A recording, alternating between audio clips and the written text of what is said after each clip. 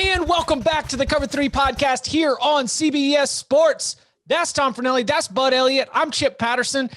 Just a lot of celebration that we've got here. We're going to have some of a look back to be able to celebrate this, the 500th episode of the podcast, as you will hear and as we will share a little bit from the vault.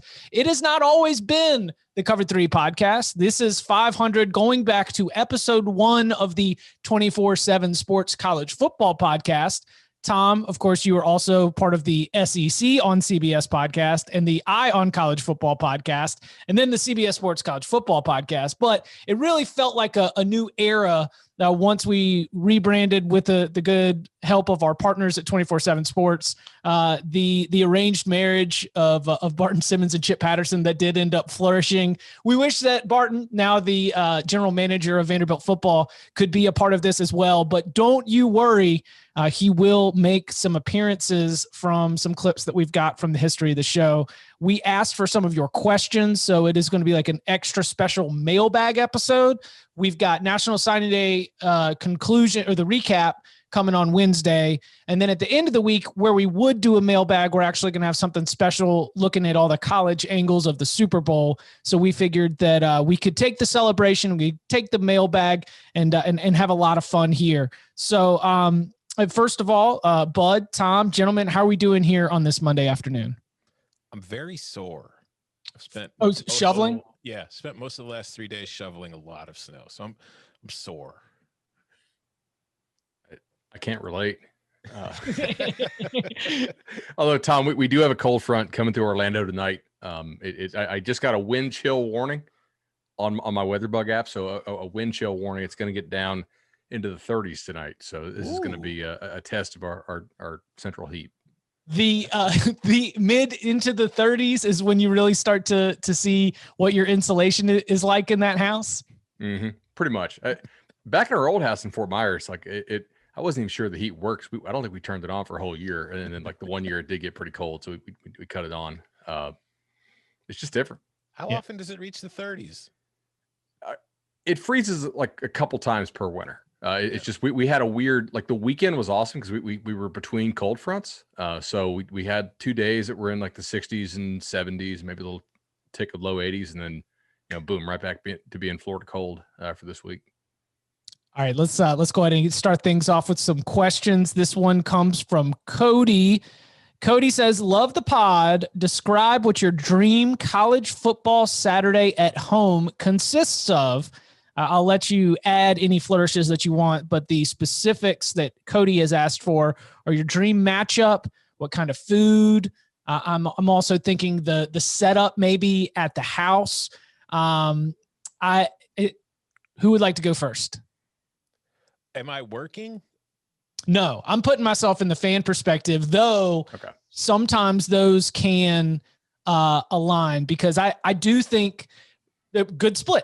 Working, I don't love when the 8 p.m. is the biggest game. Yeah. It's going to back up everything through the night. I would really prefer having the big game in the 3:30 spot, and then whatever's on at 8 o'clock, have it be something that's entertaining and engaging, but also I can start to work my way to bed, right? Or not to bed, but to like the conclusion of the day. For us, we've got the Instant Reaction podcast, but for a social only reason, when the biggest game is in that 8 o'clock p.m. Eastern time window, and we're really able to take this from like an all day cooking affair, because I would like to have some kind of slow cooked meat situation involved. I would like for it to involve many friends, of course, things that from the before times that I just miss in general. And so to be able to have like a 2 p.m. arrival at the house, friend's house, or 2 p.m. the friends show up at your house, to have just standing around the meats, smelling the meats, getting ready for the game, talking about the game, and really have it be, everything's well stocked enough that by the time the game actually starts, maybe like half the crowd is, maybe not all that clued in, checked into the game. So it's just kind of a nice bubbly atmosphere. So I like it with the 8 p.m. game. I'll just say Bama LSU, just because it'd be something that's that deserves that kind of pageantry. I would like for it to involve slow cooked meats, and that definitely stands obviously against our working time, where I like it better early in the day so that we can get ready for our podcast. Yeah, my ideal working Saturday is I have to live blog a game at noon. Mm-hmm. That game is pretty much over by the third quarter. So that way I can get everything written up. And then as soon as the game's over, I could file and be done and then just get on with the rest of the day. And also, you're not working a late game, or you don't have to do HQ after the late game. So that way we could start the recap pod before 1 a.m. So that's the ideal working day. It's a two-prong. I need Chip to not be on HQ late, and I want to get my work done early. And you've been a sport before, especially with like travel, like, you know, staying up for, you know, 3 a.m. podcasts from Austin. Like you've been a real trooper for that. I appreciate it. Waiting for you and Barton to get back from the bar. But, no, as far as my actual, like, if it's a Saturday off, mine's not all that different from yours. I want meats, slow cooked, fast cooked, whatever, grilled, I don't care, smoked, whatever. I just want some good meats. I want some good drinks, some good friends, and if the game is good, even better. I'm right there with you guys. Like some ribs or some pulled pork. Obviously, that's pretty key. I'm not like I don't want to like grill a steak, you know, like to me, it's more like something you can eat while you're standing up. So maybe some barbecue nachos or something like that, you know, some good drinks, preferably very cold drinks, since I'm down here in Florida and it's pretty hot. I kind of want it to be a little bit smaller of a gathering, or at least have two rooms, right? Where the people who don't really care about the game can be watching, like, or can be chatting and that kind of stuff. Because if I'm watching my team, I don't want a whole lot of other people around. You know what I mean? Like I like to look in, like just kind of lock in, you know, because you get all these folks, especially because now, like, if you're just watching a game to enjoy it, and people know you work in the sport, they're hitting you with all these questions, and they're like, "What's a first down?" Like, oh, shit. Like, okay, yes. you guys go to that room. All right, like this is, you know, kind of like the Thanksgiving table where you have the adult table and the kids table. You want to be in the like serious only, like it's got to be a certain level of respect for the flow of the game, because in mixed company, of which I'm willing to entertain, like I'm willing to give up some of that for just sort of the camaraderie, where I know I'm not going to be as dialed into it. When you do get a room of nothing but the people that are in it, they know when to talk, right? That's what it comes down to, is knowing at what points, even if the game is on and like we're not in commercial, you can still talk, because it's just sort of understanding the rhythms of a football game. It takes watching a lot of football to understand when those moments are and when you can interject. And there's always the one person like that. It's usually like somebody's new boyfriend. It's their first time in the group setting with all these people, and they're just trying to be like, all right, I need to find a way to relate to these people. You know, maybe they aren't huge football fans, like you said, but they're like, okay, well, what is this? Okay, now what's he going to do here? What's going on now? It's like, just shut up and watch, bro. I'm not here to teach you. I like catching a smarty pants who doesn't know who I am or what I do when you're watching. Like, this guy has already decided he's going to be the sports information alpha at the party. And he's maybe assing it up a little bit, you know, just going over the top. I get even more quiet. I'm like, oh boy, I'm just going to sit here and watch this. No corrections for anybody, you know, anything that's off. Just like, oh, okay. Oh, really? Cool. Interesting. Especially like when you know the coaches that they're talking about and the recruits who they're like, okay, I guess I'm not a member of that Facebook group. The flip side of that, though, is like sometimes if you go to somebody else's party and you are the sports person, so then like you're literally getting asked like 1,000 questions about everything, and you're just like, I don't know, I'm just here to have fun. Yeah. I'm willing to, especially if I'm doing it in a fun setting, I'm willing to sacrifice any expertise so that I can enjoy myself a little bit. Like I don't need to be out here providing the explainers for everyone. Yeah, like I'm not bringing my laptop and trying to like live bet these games if I'm going to somebody's house. You know, Right. If it's at my house, I might say like, hey, I'm going off my office for 20 minutes, so I can fire off a couple of these shots. You know, and a couple second half bets or something like that. You got to know like what you got to know. It's context dependent. right? Hold on, guys. I got a text. I got to answer. Right. Like, could you imagine what your wife's reaction is? If like, hold on, I got to pull out the laptop here. What's your Wi-Fi password? Which, I mean, good Wi-Fi. If you're trying to second screen, if you're at somebody else's house, like you're trying to watch a better game, and maybe they're fans of, I don't know, I don't want to pick a team here and offend them, but like maybe some team that you don't really want to watch. These are all important. Good Wi-Fi. All right. This next question comes from Barton Simmons. Barton asks, how many times has Danny Cannell been punched? I have reached out to Danny for a specific answer on this. He did not respond. Danny is in Tampa covering the Super Bowl. He will be hopefully on later this week for our Super Bowl show, so we can ask him this again. I think he was just trying to avoid the question. He's dodging the tough questions. How many punches? This is still part of the question. How many punches has Chip Patterson thrown, and who would win in a fight between Bud Elliott and Tom Fornelli? I'll start off, and the punches that I have thrown have mostly been body blows with friends. Like, I have not squared up against an antagonist and thrown a punch. The closest ever? I mean, there might be like group fights where I was just like, just coming in over the top, but I'm talking like a one-on-one. I thought about all the times that I've like really squared up against, again, a true antagonist. And I have gone quick wit over quick fists and talked my way out of getting my ass beat. Handful of times, maybe.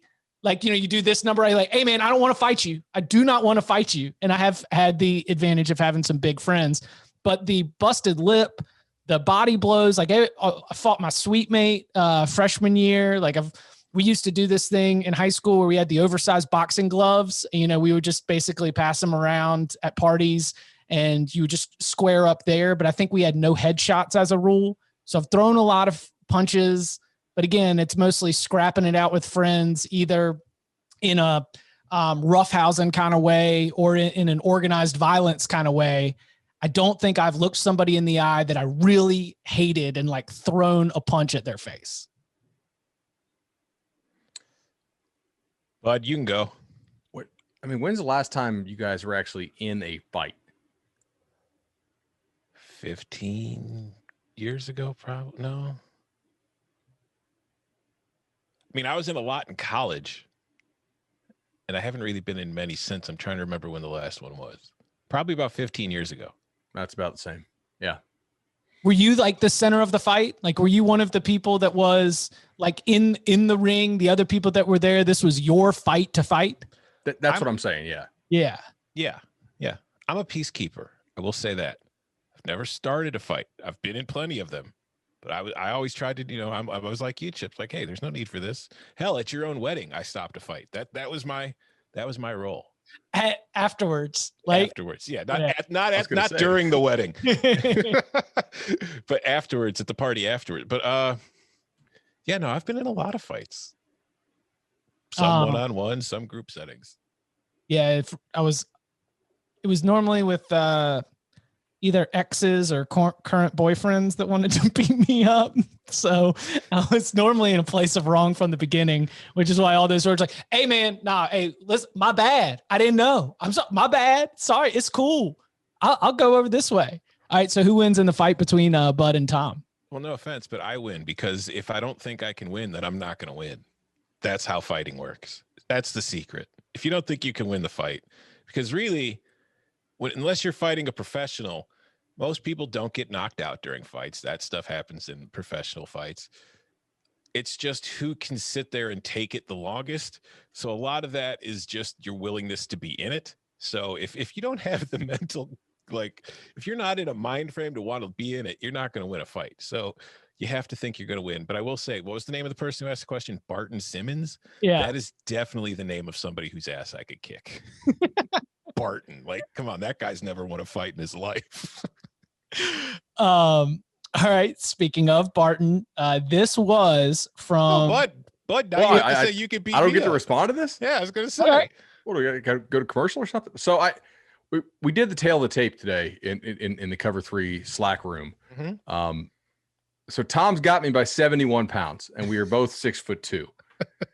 So look, honestly, most fights I think are won by kind of who throws the sucker punch, right? Like that. That's oftentimes the best shot. If you watch any dudes fight, like that's a lot of times the best shot you get in, right? I mean, it's person's not coming, you're swinging hard and quick, like you're going. So I may have the quickness advantage. I don't want to catch a couple strays from some dude who's 6'2", 285, and I got Tom on my screen. He looks like he's in pretty good 285 shape. So, man, a lot of it, like where is this fight? We close quarters fighting. Like can I jump? Not that I'm quick, but like, I mean, but you got to bet on yourself here.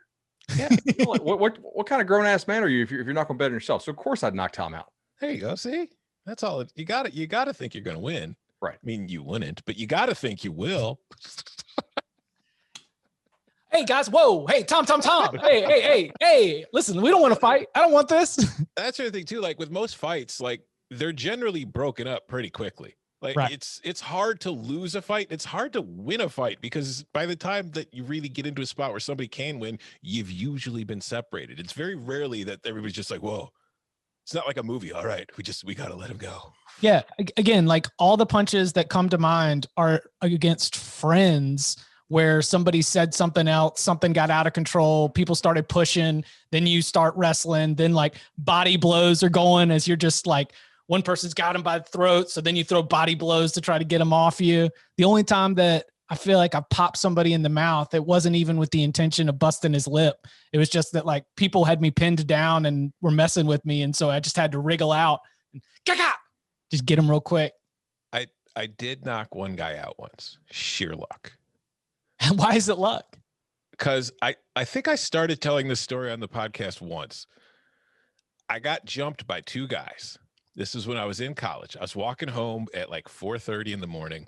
Where I was walking home from and why at 4:30 in the morning, I'll let you guys figure out on your own. But I was about a block and a half or so from my apartment. And there were these other two guys coming the other way down the street. And like they stopped and asked me like, hey, man, can I bum a cigarette? And I was like, yeah, sure. So I go and I'm pulling out my pack of cigarettes. And the one guy just holds off and like punches me like right in the side of the head. And at first I was like, what the fuck? what the fart?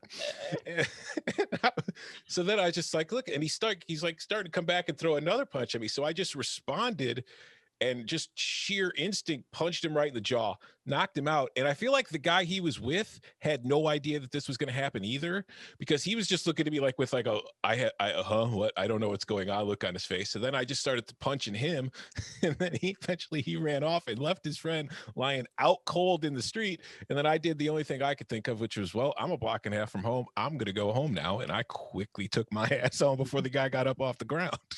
Oh, We did get jumped in Hawaii. I got to amend my statement. This was not 15 years ago. We were in a kind of a, not scary, but like you realize we got to get out of here pretty quick type thing. We were in Hawaii for a wedding, and it was me and my brother-in-law and this one other guy. And I don't think my brother-in-law started it, but he definitely didn't fail to talk some smack back at the locals. And it was like a local bar that was by our hotel in Hawaii. And it just, in hindsight, it was probably not the best place to go. And like you look around, and there's a lot of dudes who seem to know the guys that are swinging on us, and like, bro, we got to get the hell out of here. Like now, this is, because you're also like you're flying there, right? Like you know what they know? We're not local. We don't have knives and guns. Like I don't know what they got, but it's certainly equal or greater than what we got. So, yeah, we all took a couple there. Oof.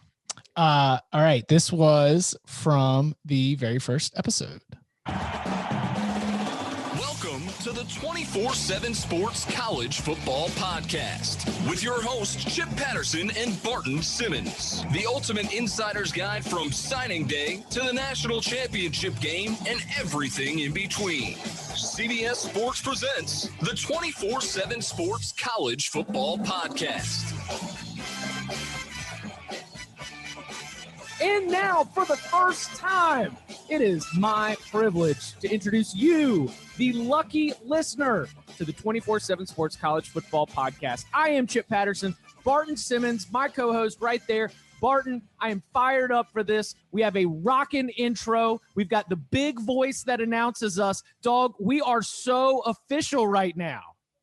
Dude, you're coming with the heat right from day one. I love the energy. I'm ready to roll. The brass section in our intro gets me so fired up. Let's talk some football, man. You just got back from the opening, and the opening is out in Oregon, one of the biggest recruiting weekends, and the buzz name is quarterback Justin Fields. This is a 5-star quarterback who is, according to the 24/7 Sports crystal ball projections, just talking to all the big dogs, just feeling it out. So that means we're going to have all those fan bases talking about Justin Fields all through the fall until he finally puts pen to paper on National Signing Day. So, dog, okay, the first claim that I need you to sort of unpack for the audience, is this the best quarterback that they've seen at the opening?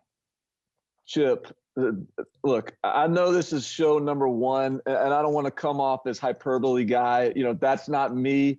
But here I go. This is the rare instance when this kid is, in my opinion, I just watched the best quarterback performance in a camp setting that I've ever seen since I've been doing this, and that's 10 plus years. The opening is held in conjunction with the Elite 11, and so I've seen all these Elite 11 guys come through. I saw the year where Sam Darnold and Josh Rosen and that loaded class came through. I saw the year where Jameis Winston just came out guns blazing. This is the best showing I've ever seen. I mean, This kid was unreal. He was, just in total control the whole time. You kind of alluded to it. The crystal ball's all over the place. This is that rare occasion. I mean, so often now that the big time quarterbacks, they get committed early and they start recruiting for the team and they're locked in. We've got a kid uncommitted, former Penn State commit, decommitted. He's out of the state of Georgia. We've now got potentially, and I won't spoil it because we still got some decisions to make on the rankings, but potentially the number 1 player in America at the quarterback position, uncommitted, with Florida State, Georgia, Auburn, Alabama, all the big dogs chasing him. So, I mean, if you're one that's into recruiting drama, man, this kid has got as much drama as we've seen this late in the process at the quarterback position as you're going to find. I mean, this has got all the makings of just being somebody that I think goes to college and wins somebody a national championship. I couldn't be more impressed with Justin Fields over the week. Oh, so close. So wrong. So he didn't wrong. win any national titles. I could kick that guy's ass for sure. Bud, you were on that was July 2017. Did you feel as strongly about Justin Fields at that time? Do you remember what the recruitment was like and sort of the vibe and your own read of him as a prospect? Again, in the same recruiting class as Trevor Lawrence, but Trevor Lawrence, I believe, was already dialed into Clemson fairly early on, or at least he was not come down the stretch kind of player quite like Fields. Yeah, so I think you get a lot of recruits wrong, right? Just in doing this, you're going to get a lot more right. But Fields was one that I really felt like I got right, and I got right early. I distinctly remember this would have been, I think, late February. We had the Nike opening camp back when it was still sponsored by Nike in Orlando.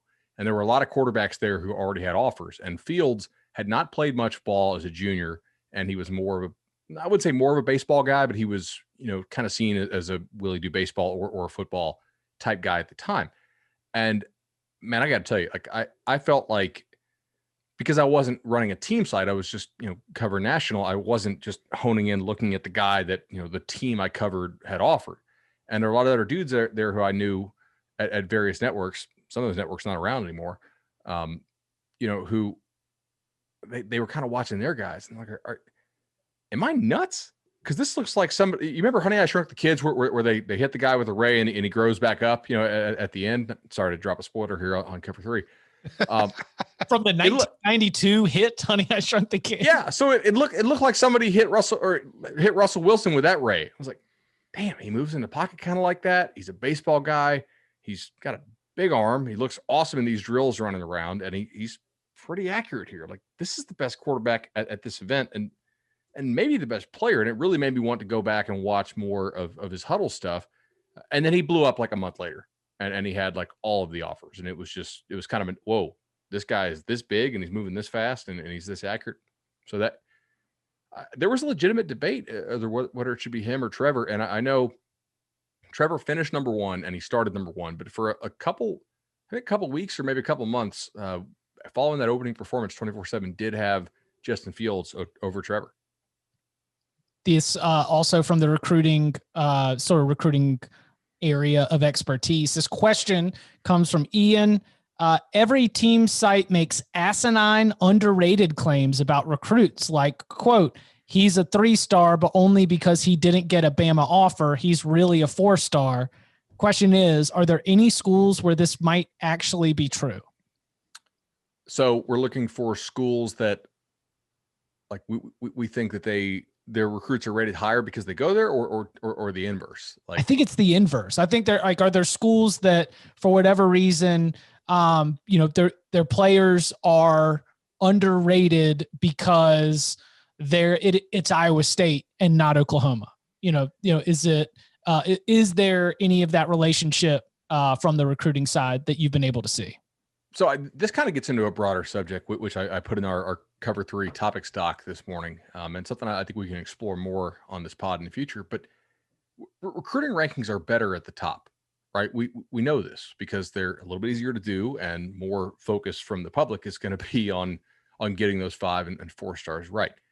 I think the balancing fit and talent matters a lot more at the lower ranks. At the top ranks, you get all the talent you can, and then you better fit your system to that talent because you're trying to win the national title. And we know, like, no matter how great your fit is and your culture, if you don't have like the dudes of the dudes, you're not winning at all. But I do think that, like, I don't care about your recruiting class ranking as much if you're one of those teams that's outside the top 25, right? I think they're finding fit and finding your type of player within reason, within kind of your talent band, which is certainly wider at those kind of mid and bottom levels. I would say that fit matters more in those ranks. Now, I mean, fit matters everywhere, but you guys see what I'm saying here? Like recruiting to your system matters a heck of a lot. I would agree with that.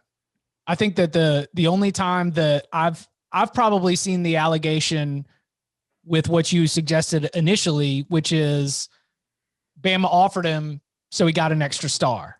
And, the same thing in college basketball too, college football. Like if certain programs start getting interest, start showing a lot of interest, then they might end up getting pushed up a little bit in the ratings and rankings. But I cannot say with any expertise that that's actually true either. So I'm in our rankings meetings. I will tell you that has never happened, right? Like, we've never said, hey, Bama offered this kid, let's give him a bump.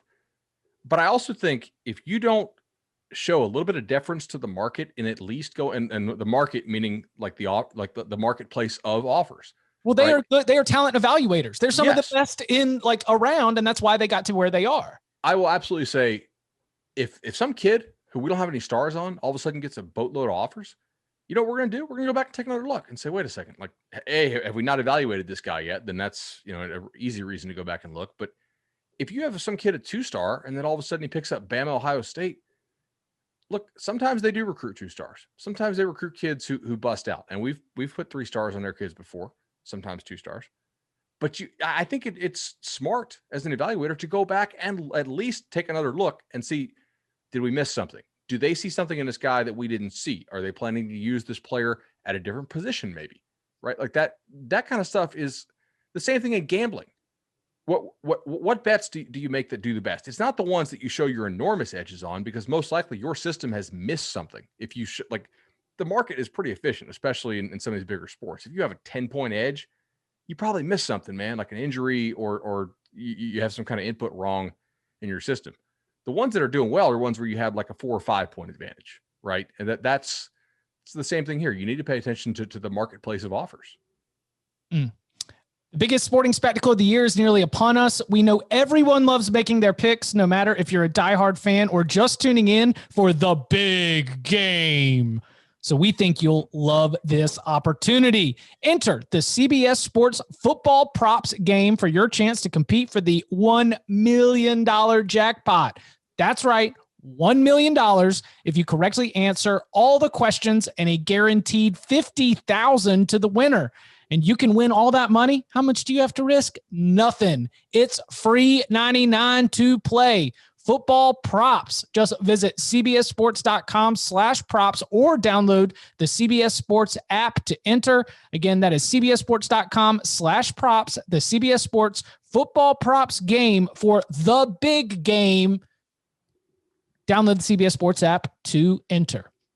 Coming up on the other side, what young up-and-coming coach will be the next to win a national title? Plus, more from the Cover 3 Vault next. All right, this question comes from Kyle. If you had to bet on one young up-and-coming coach to win a national title next, who would you choose? Love the show. Been a follower since episode 1 in 2017. So Kyle has listened to all 500 episodes twice. Thanks, Kyle. We appreciate it. Young up-and-coming coach. I've got mine. I mean, Lincoln Riley's the obvious answer, right? Or Ryan Day. Yeah. I think the conversation starts with Lincoln Riley or Ryan Day. So that's like, what do we consider young and up and coming? Because like, can I said put under 40? So under 45? Under 40. Ooh. I was gonna say I can't put Dan Mullen in the conversation. I think Dan Mullen has had too much experience in college football for him to feel, he's 48. Yeah, he's not young, but he hasn't won a national title. That's true. I feel like he's in position to. Ryan Day, Lincoln Riley. Ryan Day's 41, by the way, so he just barely even sort of hits the under 40 definition of young. I mean, I think Matt Campbell is an answer somebody wants. It's just I don't think that's happening at Iowa State. So if Matt Campbell suddenly left and went to like Michigan or Notre Dame or something, then I think Matt Campbell enters that conversation. Well, I mean, Lincoln Riley's been to 3 college football playoffs. Ryan Day's been to 2. Like you're the one who's knocking on the door at that point. Yeah. So I don't. Who else besides those 3 though? Is James Franklin sneaky old? He is 48. Yeah, no. If Dan Mullen doesn't count, then neither does James Franklin. Can we go 45 and under? I would take that. What's the example? Kirby Smart. He's gone just as far as Ryan Day has. Oh, heck yeah. It's funny because Kirby is under 45, but he doesn't feel under 45. Yeah. It's a name you've been hearing for so long that it's like, oh, that guy's got to be like almost 50. Since you mentioned him, we'll go ahead and hit this one for Robbie because he put it in there. And he also said, I love this pod so much. Does Kirby have the pieces in place this year? I guess we mean 2021 to finally get over the Saban/assistant hurdle. If not him, then who could do it this year? And of course, the Saban/assistant hurdle, I'm interpreting this as the fact that Nick Saban has never, capital N, never been beaten by a former assistant. I think we're up to 0-20 or 0-21. The other assistants that come to, I guess, Kirby would be in the SEC championship game. Jimbo, of course, will be in division play. Lane Kiffin will be in division play. Am I missing any? Because we've got Pruitt out the paint, so he won't play him on the 3rd Saturday in October. I mean, I feel like Lane's come closer than any of them so far, except for Kirby in the title game. It's just, I feel like I lean Lane because we know Lane is going to play him. We don't know if Kirby's going to play him this year. So because of that, I lean Lane. Because of team, I would lean Kirby. I think I would lean Kirby ultimately. And I do think Lane, if he's going to get him, it would be this year. We know Alabama did lose a whole heck of a lot. Now, granted, they've recruited extremely well. And by the way, as we talked about in the last podcast, or the last mailbag pod, or not mailbag, but the recruiting one, Bama's probably going to sign the number 1 class of all time on Wednesday. So good luck with that. But Kirby, they do bring back a whole lot. I think offensively they should be a pretty good bit better. They got some pretty positive news overall about guys deciding to come back for either their COVID year or to not go to the NFL. Most notably, Jamari Salyer on the offensive line. I thought that was a pretty big comeback for them. And just if you recruit like they do, the odds are that one of these years it's all going to click. And maybe you can argue that the year they made it to the title game was the year that it clicked, and maybe they won't get back there. But I think that, man, just the type of guys they recruit, I think the odds are pretty good that eventually he clips Nick, one of these times. He's also, as Tom mentioned, most of these guys, when they play Nick, they get stomped. I mean, every time Jimbo's played Nick, he's gotten crushed. Like, it hasn't been close. Sometimes it's looked kind of close because they played such slow games, but I mean, like they've not been, in the fourth quarter with the ball with the chance to tie the game or anything like that. Like, it just doesn't happen. At least Kirby's teams have been close at halftime, close in the third quarter. I'll go Georgia here. Speaking of Lane and speaking of Ole Miss specifically, as I was digging through old clips, I found the very first reference to an iconic figure in the Cover 3 podcast, Locke's universe, the dentist. So you come here for the expert analysis. And sometimes the expert analysis is all about feedback and gathering feedback. And I talked to my dentist this week, and my dentist really likes Auburn laying points against Ole Miss. So do I, but go on. I think my dentist has got me on board with that one. My dentist isn't just any old dentist. He's a buddy, a good friend of mine from high school. We played football together. He went to Ole Miss. He's 5-1 this year on Ole Miss picks, and I think he's on the right side of this one again. More I've thought about this one, the more I think that this is a layup. An Ole Miss team that can't stop anybody, an offense that is trying to get right for Auburn, an Ole Miss defense that has laid down against the two good defenses, or Ole Miss offense has laid down against the two good defenses they played, and a Auburn defense that is very good. My dentist pick of the week is Auburn -3.5. Lock it up. I agree with your dentist. This was almost a lock for me too. It's just, I wish you wouldn't have qualified him and just kept referring to him as your dentist. That dentist's name was Clark Lee. No.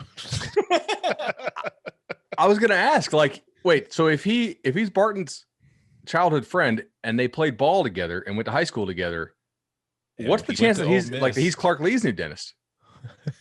Oh, he's probably Clark Lee's dentist. Let's be real. Yeah. And is he on Vanderbilt's dental plan? Like, these are what we need to know. Like, Barton's got that new insurance.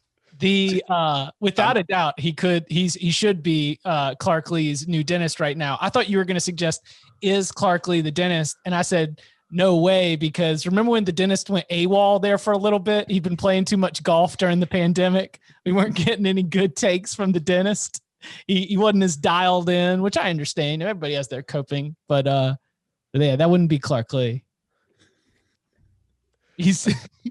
What were you gonna say? I was just gonna say there's a lot of ammunition out there for people right now who want to figure out who the dentist is. It's true. A lot of reasons. All right.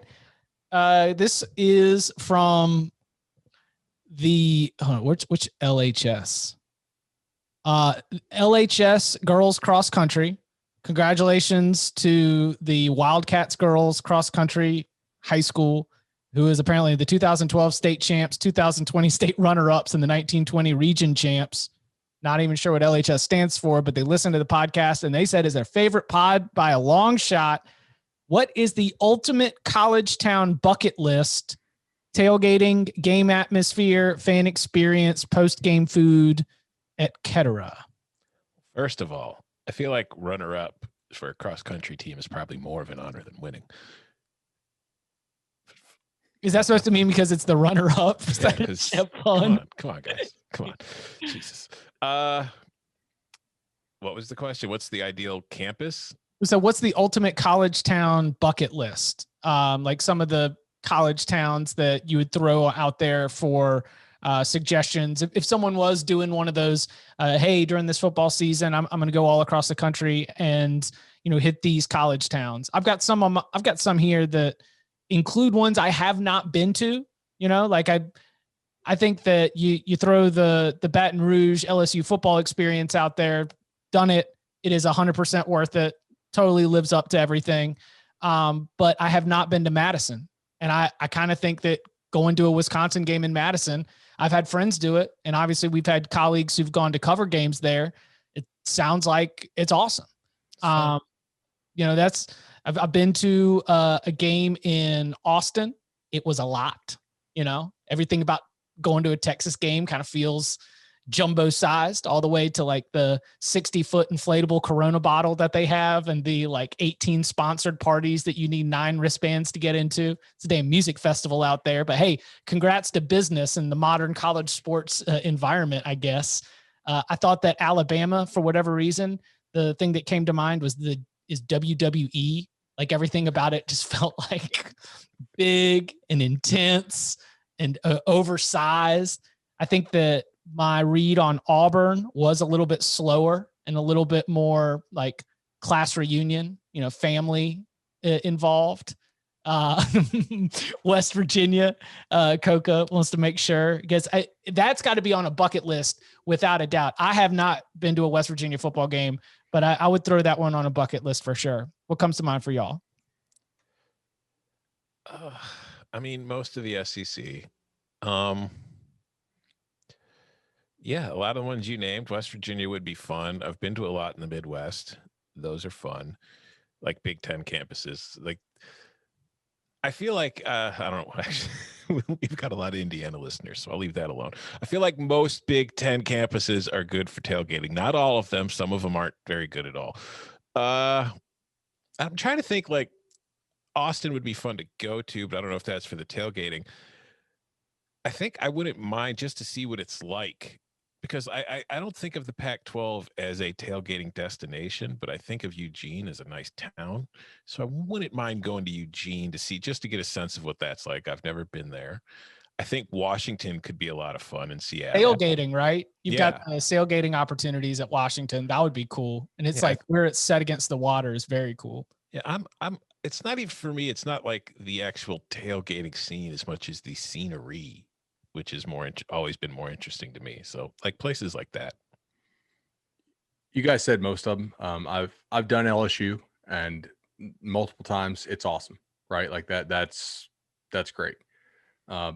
I kind of agree with Chip on Bama. Like I went to Bama for law school, and it's fun, but it's not like college towny fun as much. It's more like almost, I don't say NFL game because the passion's off the charts, but it's a little more corporate feeling.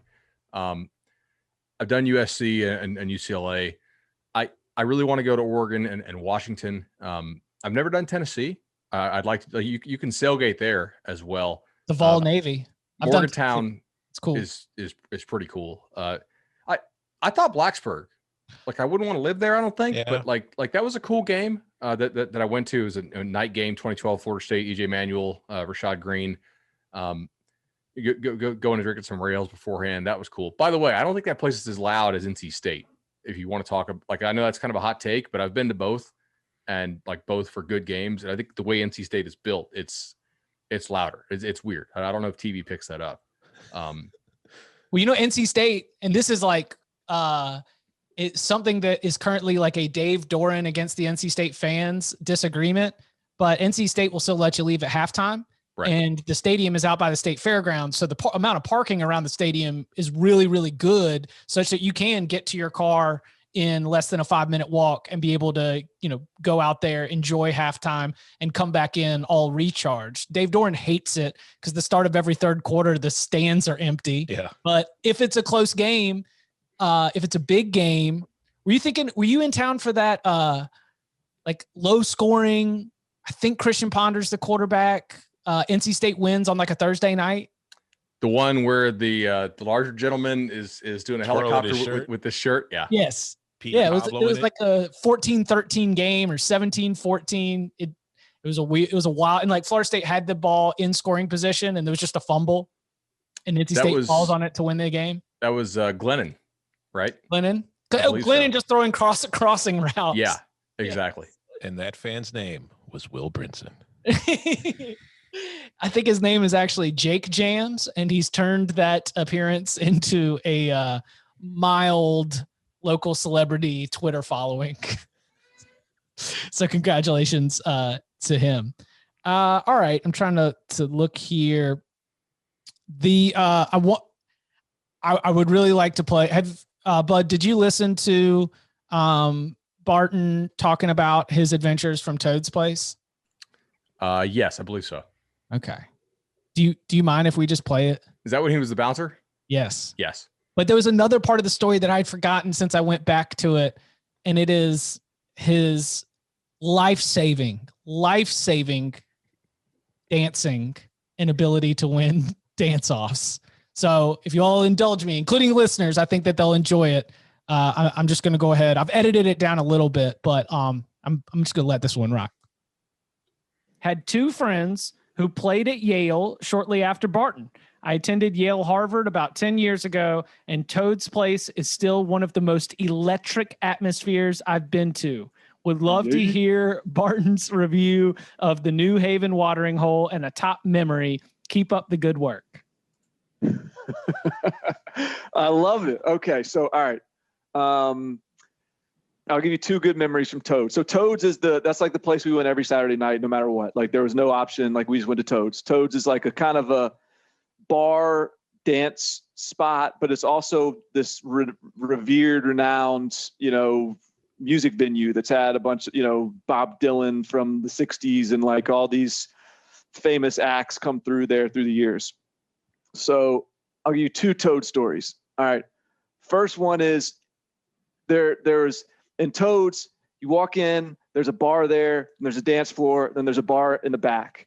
And there were like the Yale crew would come in, they'd be in the front, and the first half of the dance floor was kind of Yale people. Second half of the dance floor were like the Townies, Quinnipiac, Southern Connecticut State, University of New Haven. They were like back of the dance floor and like back bar. And so typically it was pretty incident free between the two groups, but there's a lot of meatheads on both sides of the room there. And so the couple weeks in a row, there was like some fights between the Yale people and the local types. And the 1%, so like the 99%. Next weekend there was like all this build up for the next weekend. Like this was going to be the fight of all fights. Like, is this high school? Sharks versus Jets or whatever. Yeah. Like this was going to be, oh man, like this is going to be this huge rumble this weekend. Like the whole night, there's the kind of, I don't know if sizing each other up, because it wasn't sizing up, but more about just like tension of like, all right, when's this thing going to break? And so the bar closes 3 a.m., whatever it is. And like, that's when the fights typically happen. And like, so we're outside and there's like, starts to be some chirping, and one crew starts to go at it with the other crew. And I was involved. And